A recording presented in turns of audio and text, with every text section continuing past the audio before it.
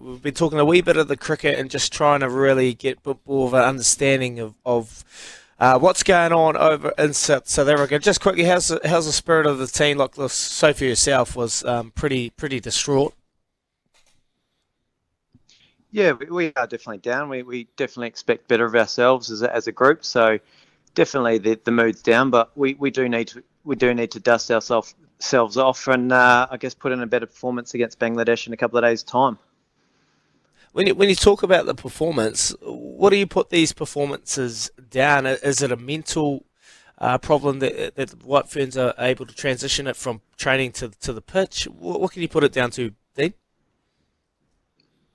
Not entirely sure right at the moment. I guess we've got some really good players who've been really good players for a long time, and that unfortunately in World Cups when you're playing 2 games in 3 days and things like that, things can happen very quickly, and I guess the performance over 2 games when your best players don't really stand up, you rely on others, and unfortunately we haven't had those performances yet from the others as well. So yeah, we're relying on some really good players, and we need a real team effort from all the batters, and we're just not getting that. And pitches have been different, but we need to adapt and we need to be better. And yeah, we just haven't been quick enough to adapt in that area.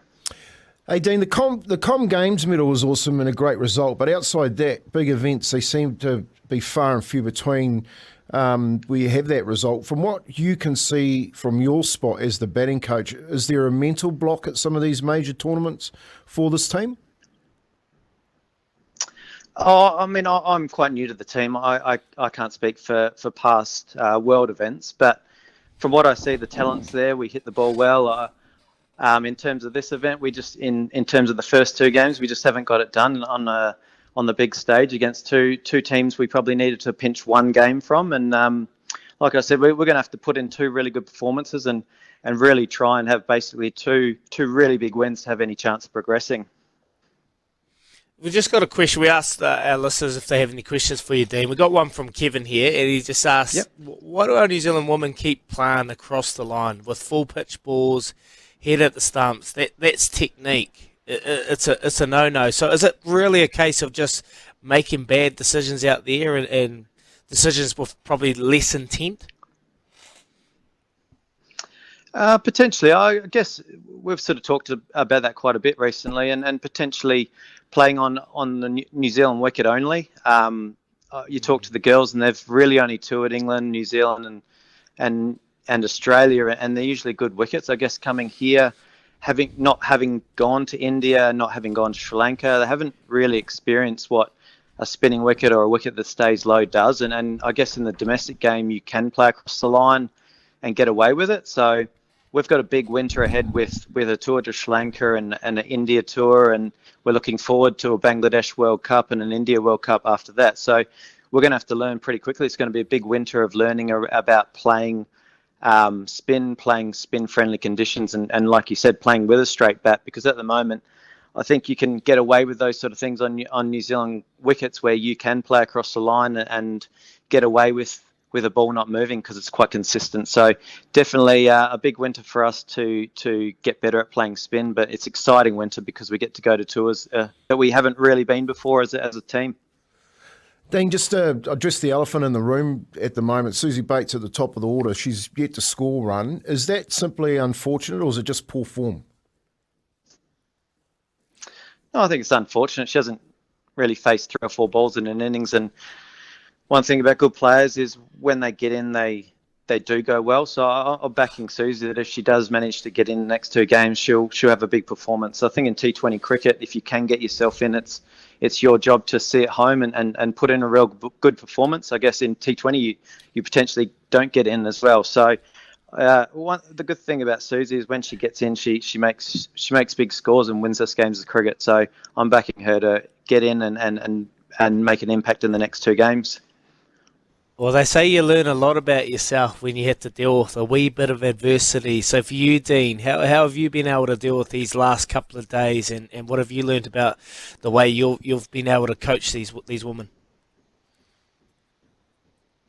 Yeah, just sticking together. I think that the big thing is we know that they're keen, they're desperate to do well, they're desperate to get better, and I guess you understand how tough it can be in the professional game, and just keen to. We've just talked about sticking together, still sticking to the process of the team we want to become, and two bad performances doesn't change the fact of where we're headed with this group. So just sticking to that and sticking together as a group is the big thing that we've really focused on.